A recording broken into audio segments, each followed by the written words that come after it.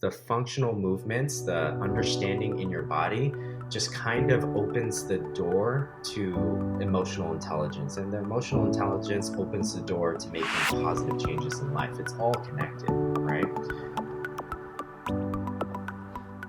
Hello, yogis, and thank you for tuning in to another episode of Dharma Talk. I'm your host, Henry Winslow, and this is episode number 62. This week on the show, my guest is a super yogi, a superhero of a yogi. But before we get into that, first I want to say thank you and give a big shout out to my friend Deuce Bennett, previous guest on the show, episode 55. If you haven't heard that one, go check it out to hear a very inspiring story about addiction and recovery through yoga. But today, I just want to say thank you to him for making a donation to support the project. It's always appreciated. Every bit helps. And if anyone else would like to make a donation to support Dharma Talk, you can do that at henrywins.com/Dharma Talk or dharmatalk.show. Those lead to the same place. Also, one other announcement before we get into this episode is Dharma Talk will be going on a brief break following this episode for 2 weeks because I'm headed off to a Vipassana course, a silent meditation for 10 days. And while I could definitely schedule some episodes to load up, I don't feel good about not being able to promote them. It's not fair to the guests. It's not fair to you. So enjoy this episode, and then I will be back with you on Thursday, June 20th. But today, you're going to hear from Hiro Landazuri, the action hero.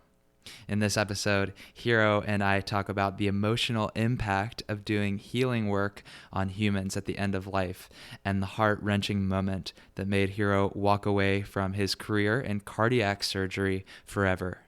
And that's what led him to start teaching yoga full-time. We also talk about functional movement as a door to emotional intelligence and ultimately to making positive changes in your life, and what functional movement really means to him, how it integrates into a yoga practice.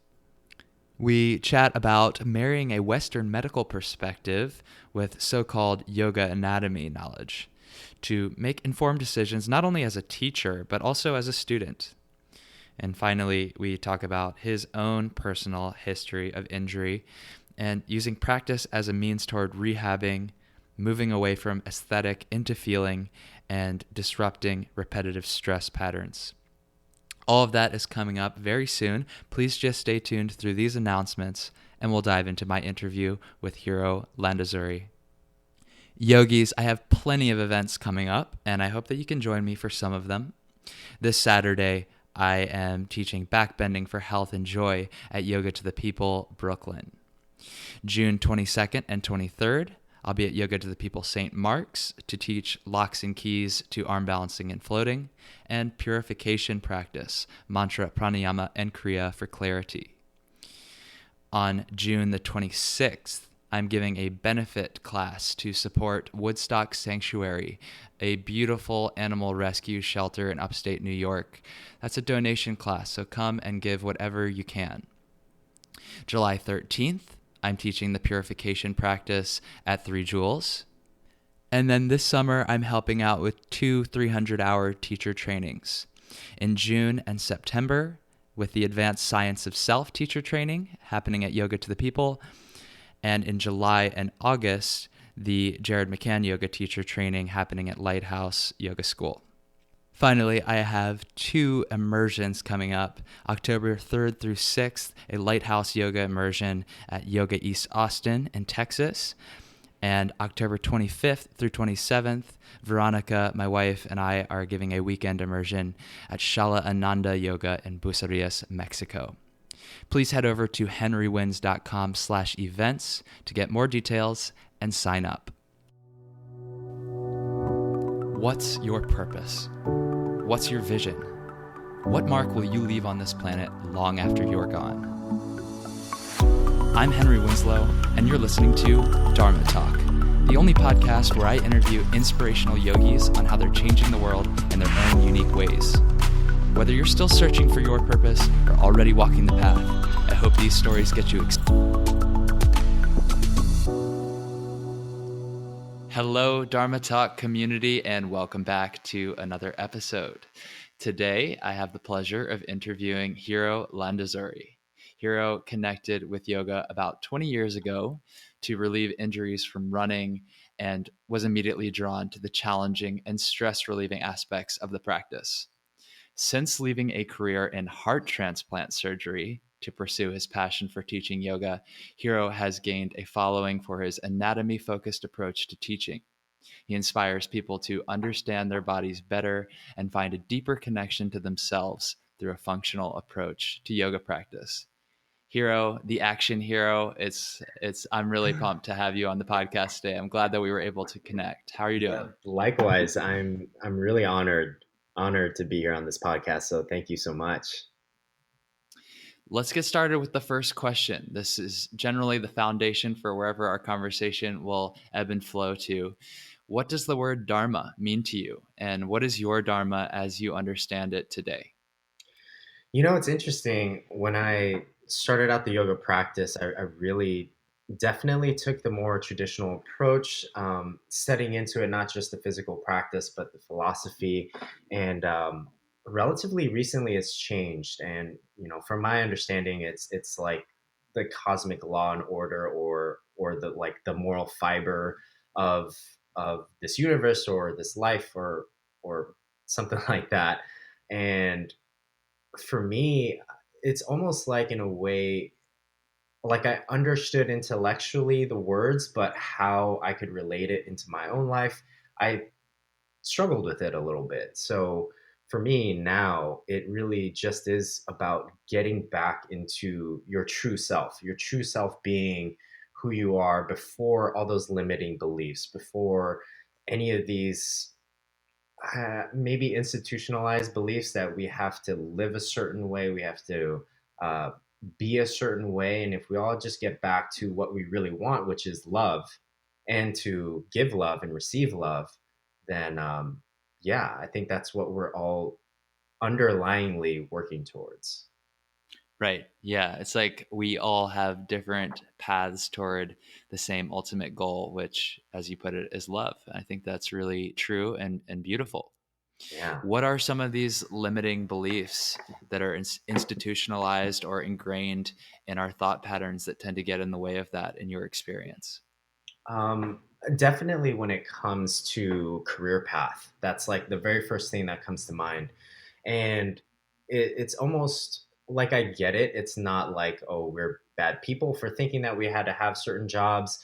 It definitely was something that was more common in the older generations, right? Internet wasn't that much available. Like, I remember the World Wide Web coming out when I was a child. But what that opened up for us was the possibility to really do anything that you want, because you could build a stable financial income doing anything that you want and sharing your ideas. So I think I grew up having this belief that the only way, or the best way, that I could make a difference in this world and make an impact is through medicine, because I enjoyed science, and I was good with my hands. So surgery seemed like the right fit, even though on a day to day, I did not like the hours, I did not like the energy, the environment. And there were elements of Western medicine that I didn't completely agree with. But I just assumed that's the way life goes, and this is the best that's available for me. With that said, now it's you can really mix and match and hybridize anything. You can take elements from Western medicine. You can take elements from Eastern medicine. You can take something like yoga, or just speaking into the physical asanas of yoga. You can take some of the traditional practices and some of the science evidence based things from anatomy and physiology and combine the two and create something that is going to be functional for someone, for example. Totally. Yeah. And you can create something that's novel in a way that potentially in an older generation without the internet, you'd be speaking to a very small pocket of people and not enough to be able to make a living or even create a large enough impact to fulfill you. But now, as you said, with the age of technology and the internet, World Wide Web, we have the ability to connect with people from far reaches of the world. And that makes really anything possible. I agree with you 100% on that. And I think it's a total blessing that we live in that age. Yes, absolutely. So, did you go through the full training, like 4 years medical school, residency, internship, and all of that in cardiology? So the program that I was in was actually a dual master's program in cardiopulmonary perfusion, and that deals specifically with open heart bypass surgeries and transplants, as well as a degree in medical pharmacology. And there's only 4 schools in the U.S. that offer cardiopulmonary perfusion, and my school, University of Arizona, only accepted 4 people a year.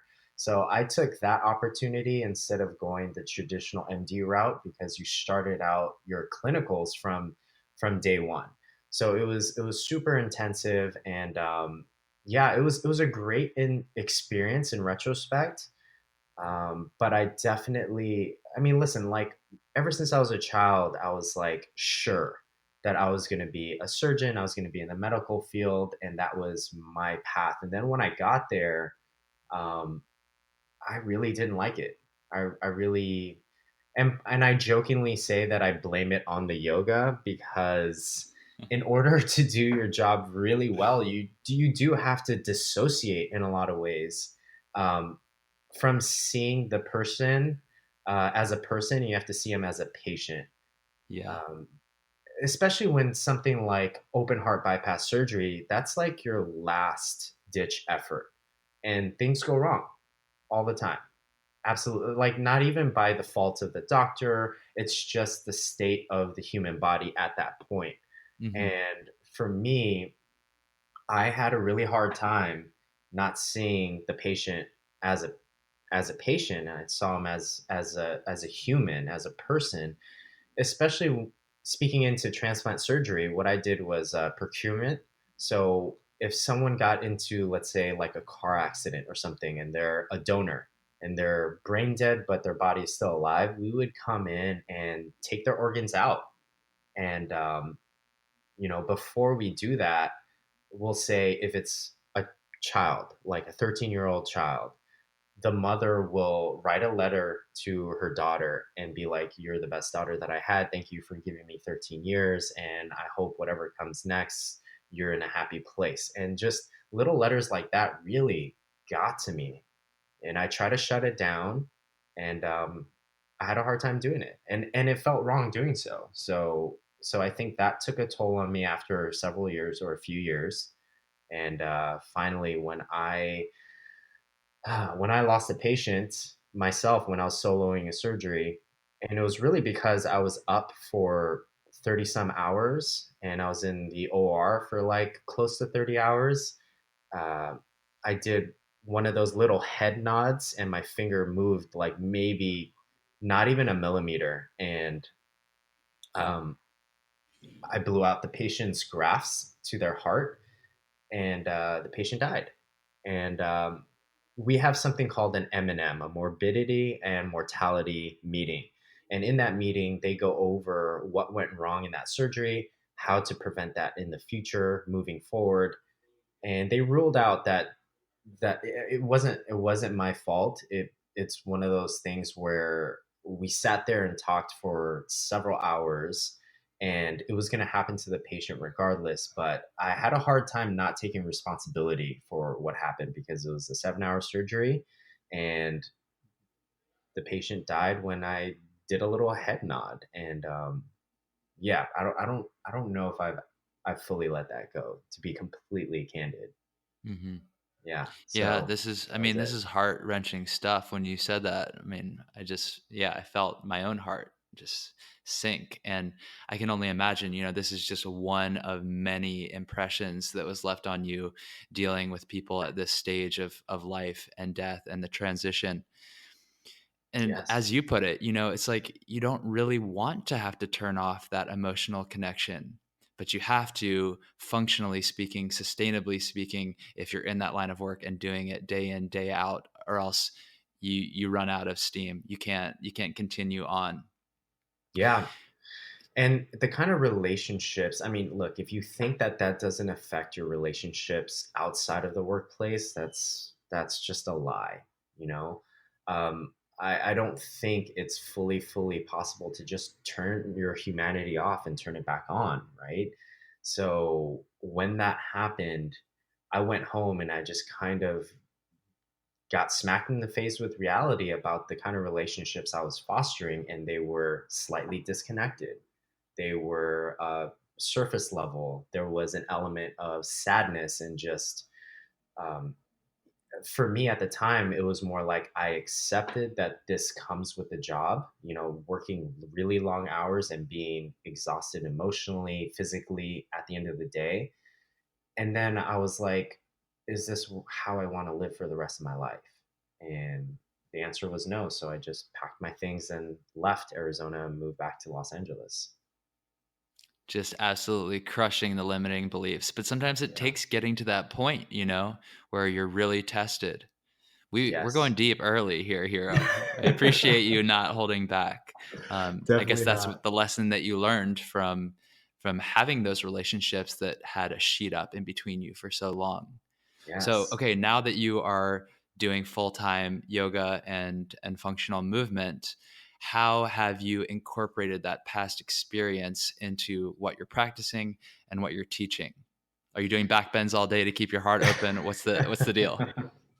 So one thing that really came to me was I studied Ashtanga for about 6 years when I got started doing yoga, and and then practiced, you know, for over a decade after that. But one thing I came to realize, and I'm not knocking Ashtanga, like I absolutely love it because of the dedication aspect of it and the mindset of it. But there is a lot of people practicing yoga now who are basing their self-worth to a degree on how well they can do a pose. And Instagram does not help with that at all. Yeah. So essentially, you have people putting themselves into shapes thinking that they are becoming a better yogi, a better person, physically better, when that might not be the case. That might be the case, but what is definitely going to be the case is if you start building some intelligence around what moves your knee over your ankle in a warrior two, right? And what are some other movements that you do with your knee on a day-to-day basis off the mat. So having that understanding, having it come from a place of like, okay, this is what I'm feeling, this is the muscle that's dictating this movement, and then for whatever else you're doing, whether it's dancing or just walking, you can start to feel that same muscle group and start to understand how you move. So really what I tried to do was make it less about the aesthetic of the pose and aesthetic of yoga, the physical asanas, and have it draw back towards the feeling and the understanding as a way to get deeper connected to yourself. Um, and really, I don't think I've talked about this all that much in other podcasts, but the whole purpose of this is the the functional movements, the understanding in your body just kind of opens the door to emotional intelligence, and the emotional intelligence opens the door to making positive changes in life. It's all connected, right? So if you put yourself in an environment where you're constantly choosing discomfort, not pain, just choosing to do something different than your habits, and you keep doing that all throughout your day, that's when you're going to set yourself up for success for making positive changes in your life. Uh-huh. And that's the goal. It, like ultimately that's the goal of what I'm trying to do here. Right. So there's this functional component that's physical and setting you up to be able to be mobile, do the things outside of your yoga practice, provided that you have a life off the mat, which I think most people do. And then Correct. there's also this idea of, the emotional intelligence behind how you're going about the things that you're doing. And to bring it back, to loop it back to your initial counterpoint around something very structured like Ashtanga, where you're hitting the same sequence over and over again, maybe coming up against a brick wall, that discipline is a little bit different. That discipline and discomfort of doing it over and over again and being frustrated versus consciously making a decision to enter this pose in this way. Is that Right. fair? Yes, absolutely. Yeah. Cool. So tell me about your how you came to this point. Like, did you get to a point with your Ashtanga practice where it's like, this is no longer serving me? How did you make this transition out of a traditional classical practice into something a little bit more newfangled and unique to you? Well, I'm laughing because it's actually, it wasn't on the yoga mat where I started to have this realization, but it was a friend and I were walking outside somewhere, and I honestly don't remember where, but there were two choices, right? There was a ledge in front of us. We could either hop over it, and it was only like a 2.5, 3 foot ledge. It wasn't high. I'm close to 6 feet. Literally, all you had to do was just kind of like, throw a leg over, throw the other leg over, and then you're done. And my friend, he's more of a mover, so he just put his hand down and hopped over this little ledge and then kept going. And I was like, oh, okay, cool. I practice Ashtanga. I can throw my leg behind my head. I can do, press handstands, all of it. I put my hand down on this ledge and I like tripped and I couldn't get over this tiny little ledge. And I was like, what is happening? Like every time I get on my mat, I feel confident. I feel Yeah, I've done strong. 10,000 jump backs, jump throughs. What's the deal? Right. Right. I can press into a handstand. What do you mean I can't get over this ledge? And that kind of sparked it from there.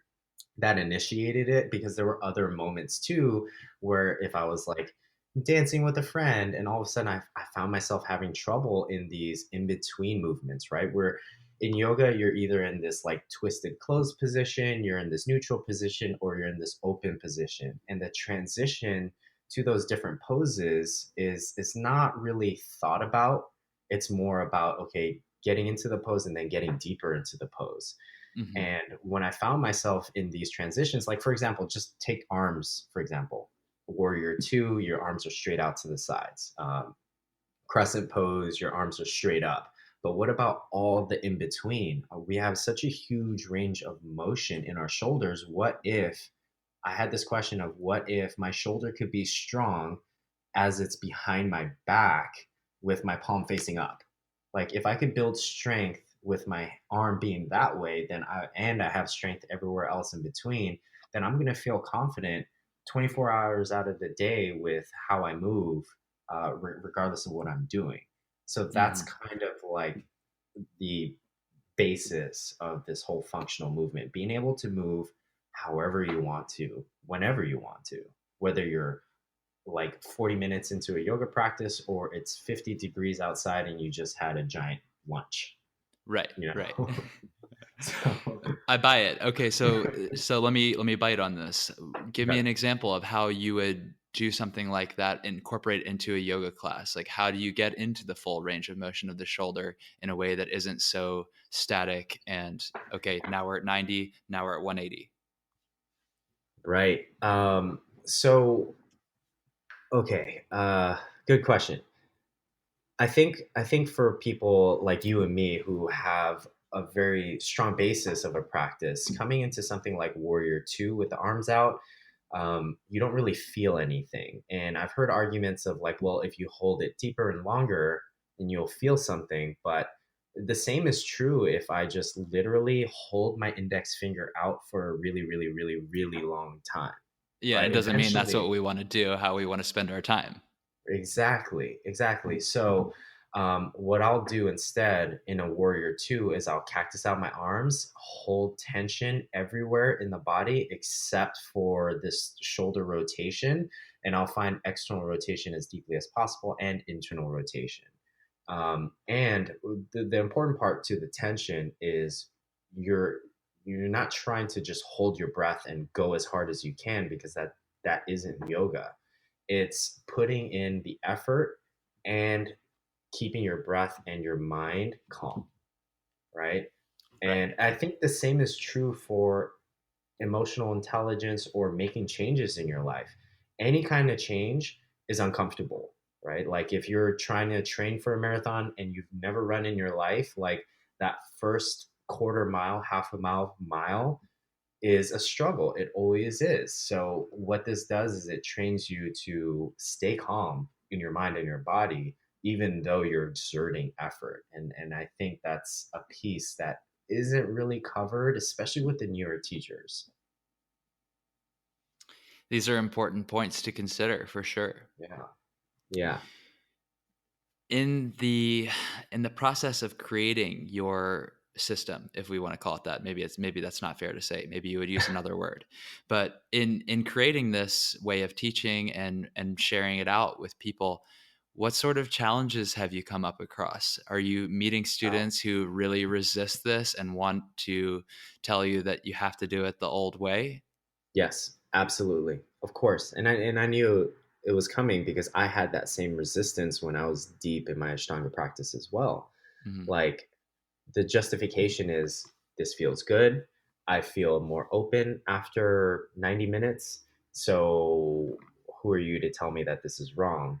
Until like I started studying more into the science of the body, and something like repetitive stress syndrome came up, which is pretty much if you're doing the same movements and just those movements repetitively, like even if you have really, really good alignment or perfect, quote unquote, perfect alignment, um, there's still a possibility of injury. So, what does that say? That, well, it says that even if you do things correctly, you could still get injured.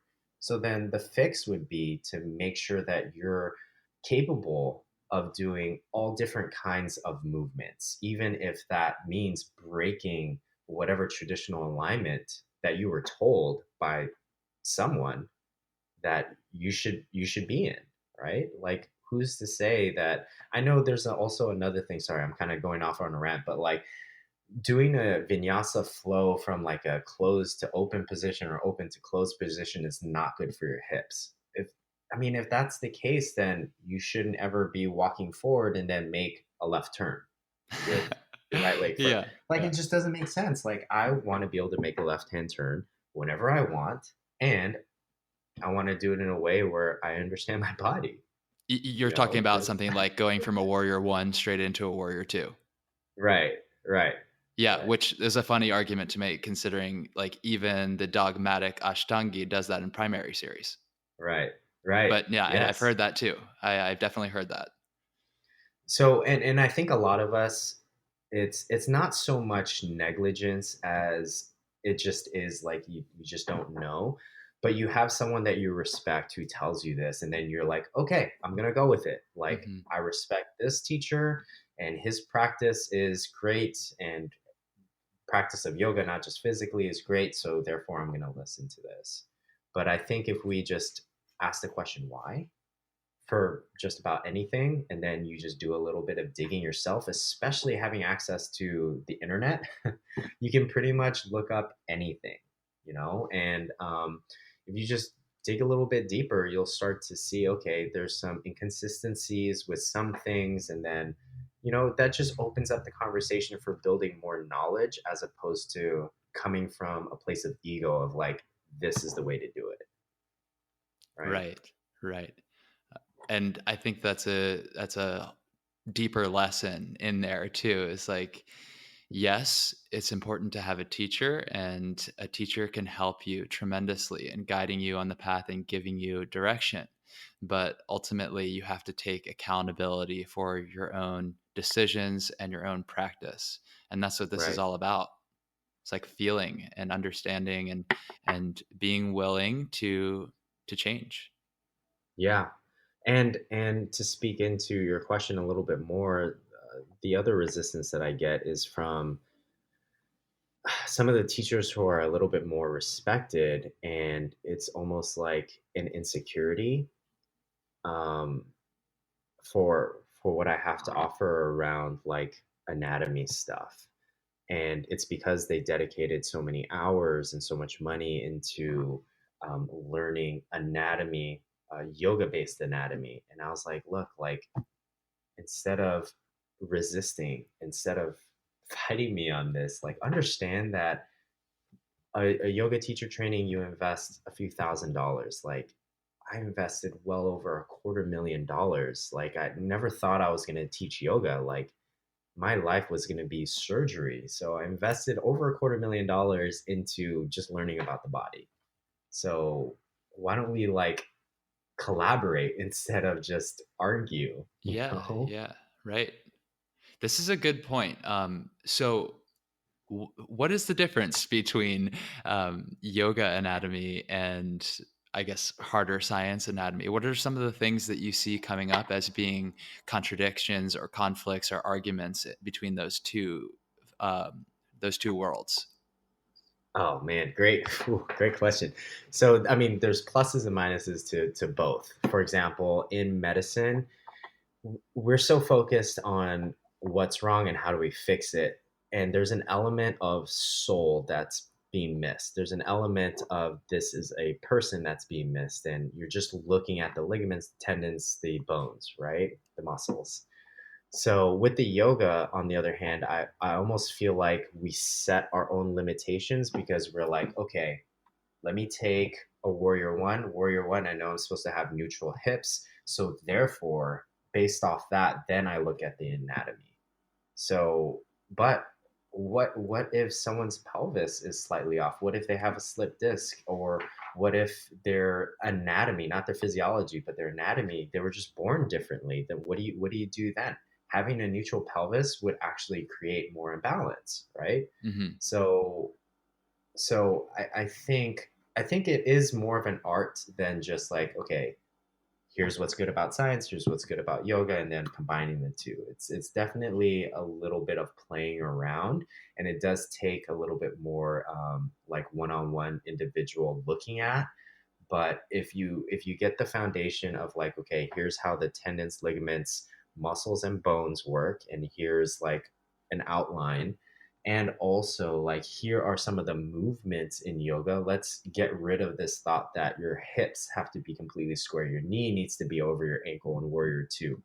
And just look at what are the muscle groups that are working to dictate even getting into that pose and staying there.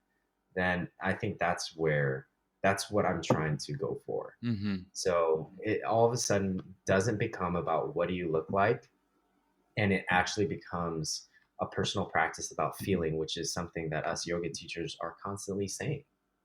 And it can't ever be about feeling if you're saying put your knee over your ankle. you know you have a room of 50 people, that's going to feel good for 35 people, and then the rest of the 15 are going to be like, what's wrong with me, Yeah, yeah. right? What I like about everything that you're saying is that there is a connection between how you are thinking about teaching and what you're asking the students to do, which is basically ask yourself why for everything. You Right. know, you have access to the knowledge from your medical schooling and you have access to the knowledge from your yoga schooling. And it's not a formulaic decision making process. Like there is every single time you got to choose, and it's you ultimately have to ask yourself, why am I making the decision that I'm making as a teacher and as a student? So Right. yeah, I love Yeah. that. Yeah, and again, I'm not saying that any other modality of yoga is wrong. I'm not, but it really just does come down to, see, I start off my classes speaking into, when you drop down into your mat, make it about what's possible and make it about self exploration and get excited about learning new sensations. I feel like when we experience new sensations, we immediately try to label it as good or bad, right or wrong, right? But those things are just our own interpretations. The sensation that we feel is just information, it's just feedback, right?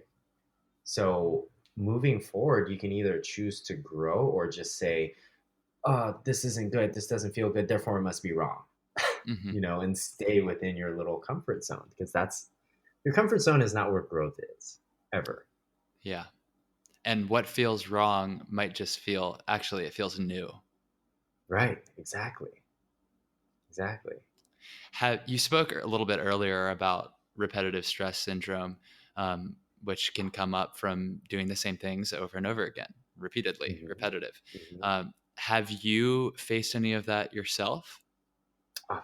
Of course, definitely, definitely. I tore my LCL, which is my ligament on the outside of the knee, in Ashtanga, getting my leg behind my head. And this was after I've already incorporated that into my practice for years. And I was putting my leg behind my head, just like I always do. And then all of a sudden, I hear a really loud pop, and my foot goes way behind my head, like basically pointing back towards the back of the room. Whoa. And I come out of it, and I'm like, oh crap. So I went and got an MRI, and sure enough, I tore my LCL, and I practiced in a knee brace for about 2 years, maybe longer. Couldn't sit cross-legged on the floor, and I was like, "That's it. Like, I can never practice the same way again." Until until one day, I was like, "You know what? I'm probably never gonna put my leg behind my head, but let me just see what is available. Let me see if I can rehab this knee." Because that was also paired with waking up every single day with pain in my body. And this was when I was practicing Ashtanga. Hmm. I could get on the mat, and when I'm on the mat, I can do everything and feel strong. As soon as I'm off the mat, like literally rolling off the mat, walking out of the room, I start limping. And I was like, this yoga practice is supposed to support my life as a whole, but I find myself like valuing my physical ability, my confidence just on the mat, Mm. right? And the rest of the 23 hours, I'm hobbling around and limping. Like, that's not why I do this practice. That isn't why I started to do this practice. Yeah, feels a little backwards. It is. So that was my experience, along with like dislocated shoulders, tore my external rotators in my shoulders. I have a slip disc from someone giving me an adjustment too hard in a hollow back, and I still live with that every day. But uh, it doesn't really get me down because I'm not looking at defining what my practice is or my self worth based on how deep I can get into a back bend. It really just is like, okay, how can I rehab this? How can I move and also move my practice further? And that excites me, Hmm. you know. Yeah. So there is no, okay, I have to hit this pose and it has to look this way. It's not about that, Yeah, like you said, it's about how do you feel, and right? how can you optimize, how can you improve the way that you feel using postures and transitions as tools rather than goalposts. Right. Yes. Absolutely. Absolutely. So, Yeah. so here, tell me about something that you've got going on now that you want to share with our audience. Maybe um, anything that you're teaching coming up, something online, perhaps. Yeah. Yeah. I have been working with, I mean, look, before I cut into that, I know social media is kind of one of those, like, you're either on one end, you think it's great, or the other end where you think it's causing so much insecurity in people. And I think both are true. I do think there are people, especially in our industry, who are really making a push towards reframing mindset, not having it be about, hey, look at me doing a pretty pose. But for me, what I really try to do is I try to set up my page to a photo of what's possible and what's available, and a tutorial for how you can work towards that, right? And it gets a little tricky because I don't want it to be about the pose. Like, I don't want it to be about, hey, eventually you'll do this pose, but it kind of is like enticing people to try on a new hat and to try, right, and to try it in a smart way. So that's my goal. What that is leading to is, at the end of this year, I filmed about like 700 videos, and what I did was I took as many of the yoga poses that I could find, and I just restructured all of them for functional yoga, for functional flow. And what I speak into is like, don't worry about your knee being over your ankle. Like, start to feel your hamstring, start to feel your glute, start to see what that does to your knee, and then go into your warrior two. So basically, it's sort of like an encyclopedia. I haven't thought of a name of it yet, but it's like a asana encyclopedia, sort of like a teacher training manual. I plan on teaching teacher trainings next year or the following. Right Um, on. so hopefully that really starts to shift people into thinking about feeling as opposed to aesthetic. And that's what drives me every day to put out content on Instagram, on YouTube. Um, the purpose, my purpose driven energy is to really get people to Mhm.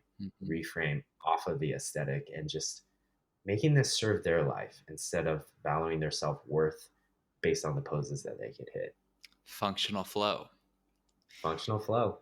That sounds like a major undertaking to put together that encyclopedia of poses. Not only, Yeah. from like a project standpoint of actually creating the piece, but also from a research standpoint of going through all the postures and rethinking them. I'm sure that's something that you've been doing over the years, but even so, Yes. to bring it into a culmination like that, did you find any new lessons for yourself in the process of making it?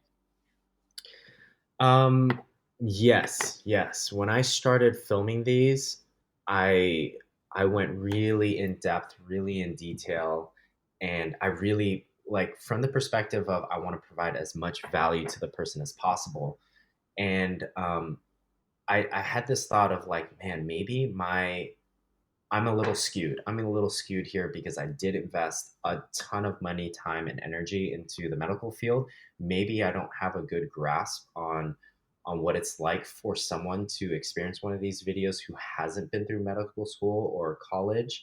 So I had to go back and have conversations with a lot of people from a lot of different backgrounds, from a lot of different fields, and then that's when I came back and restructured the videos in a way that was going to be palatable. Mm, If that I don't know if that's the right word, but something where it's going to be like, okay, they feel like they're doing something and they're gaining a little bit of knowledge. And that was hard for me. That was hard for me because I'm so passionate about this that I want to give all the information at once to someone. yeah, yeah, So to really, I wouldn't call it restraint.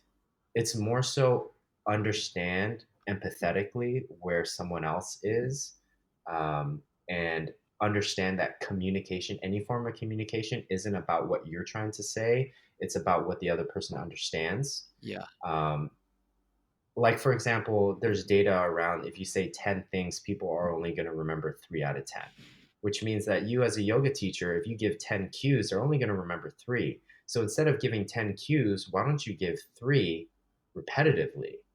And that way at least one, hopefully all will stick. And that 90-minute class, that 60-minute class is going to be much more effective communication wise for your student understanding this one concept, than giving a bunch of different cues. And then when they come back to class, you can tackle the next cue. right. That way, their progress is very efficient. Yeah. And that's what I'm seeing in my students. That's a good tip for the yoga teachers listening. It Right. requires that you have patience, though. You got to play the long game and be willing to invest time in with your students. Because, And, I mean, it's crazy to think that you'd be able to convey all of the knowledge that you've developed in your practice over however many years you've been practicing and distill it down into a single class, even though that's what we all want to do. right, right. And we all do it. And it comes from a place of love because we love what we do and we love connecting with people. And I get it. Yeah. But understanding that it's not about that. If your bigger vision is to really take this person and elevate their mindset, elevate their bodies, and set those two things up to help them make changes, positive changes in their life and other people's lives, then you really need to stay connected with that bigger vision, that bigger goal, Mhm. and not be attached to what that path, what that journey looks like. Right. Right. So doing this project, doing this on Instagram, that has been, I think, the biggest overarching lesson that I've been learning. Hmm. Yeah. Yeah, I mean, I don't come from the same medical background as you, but I think that I do have a very similar natural frame of mind as you, meaning that I'm like very analytical and I do think about things in that way. Like I want everything to be stepwise and I want to Yeah. understand every piece logically.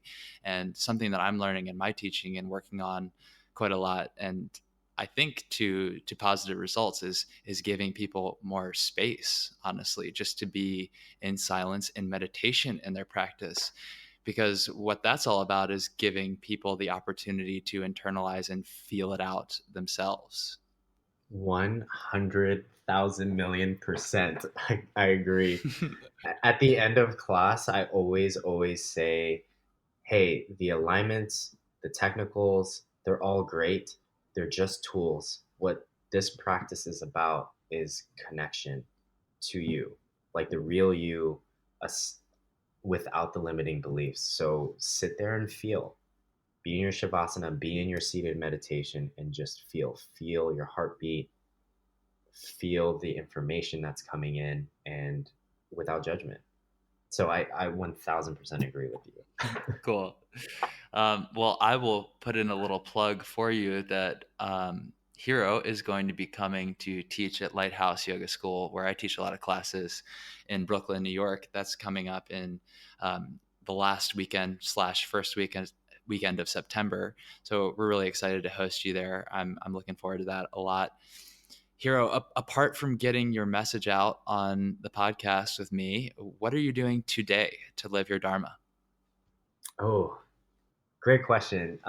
Actually, I still hold on to a lot of the habits that I had when I was in medicine, this kind of perfectionism, this hustle hard attitude. So today, I'm focused on balance. And in that balance, it is not so much just, okay, I'm going to work and then not work, right? This is all, what is my bigger vision? What am I trying to accomplish?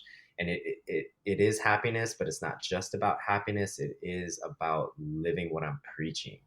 And I don't have it completely figured out most days, which is totally fine. Like, we're all human, but I really do need to step into it if I'm going to be preaching this stuff. So for me today, it is going to be taking a step back, connecting with some friends, some family, and doing some self-care, and also editing some videos for Mhm. Instagram. That's the balance aspect. Yeah.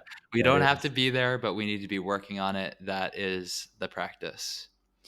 Yes. Hiro, now is the time to move on to the final section of the interview. This is what I like to call Okay. the Prana Round. I'm going to ask you 6 rapid fire questions and ask Oh. you to answer minimum 1 word, maximum 1 sentence. Okay? Okay. All right. In 1 word, why do you practice yoga? In one word. Sorry, that I failed. You said rapid fire, and I just totally paused. Okay. To be fair, the first word that came up was love. Great. Love. Self love. Self love.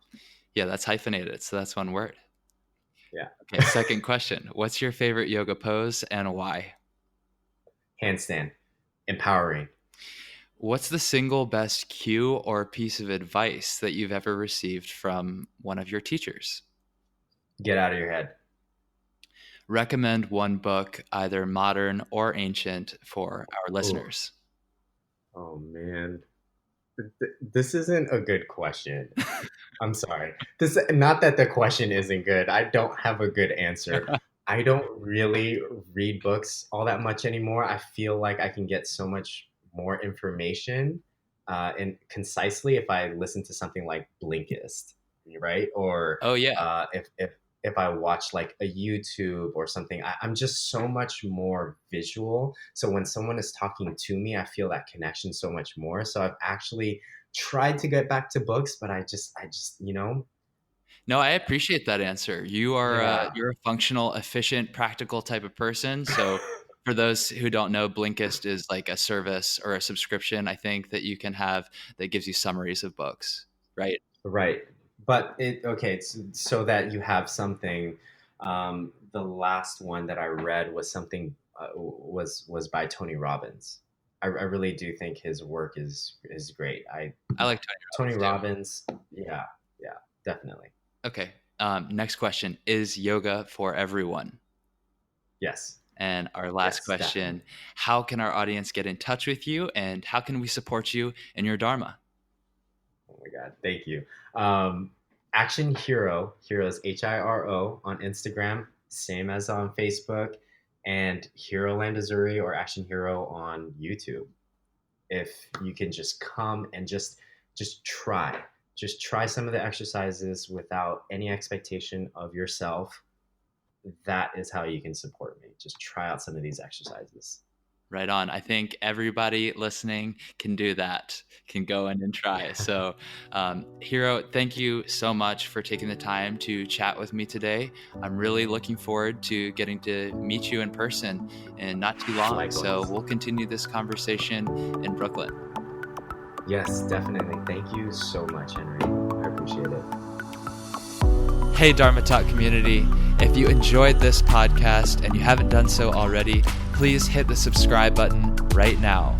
And if you'd like to show your support even more, leave me an honest review on iTunes or whatever podcast directory you listen on. You can also make a financial contribution to keep the show up and running, a donation at henrywins.com.